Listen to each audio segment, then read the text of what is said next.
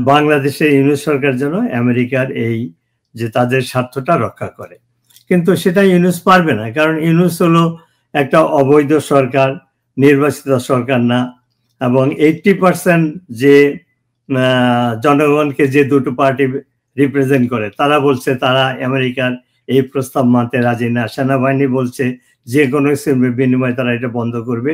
তো এই অবস্থায় ইউনূসকে দিয়ে বিজ্ঞ দুই অধ্যাপক যেটা বললেন, ইউনূস যদি পার্সোনালি ইনভলভও হয় আমার মনে হয় সে ইফেক্টিভ হবে না।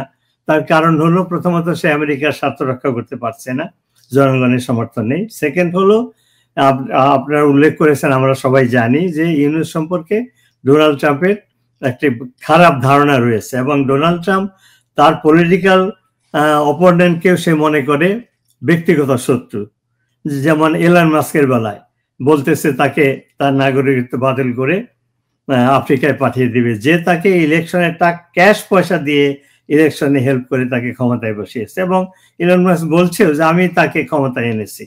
তো তার বিরুদ্ধে যেতেও 1 সেকেন্ডও দেরি করতে হয় না হলো ডোনাল্ড ট্রাম্পের। এই হলো ডোনাল্ড ট্রাম্পের চরিত্র। তার কাছে ডিল করা, তার সাথে ডিল করা খুবই মুশকিল, ইউনূসের পক্ষে তো সম্ভবই না।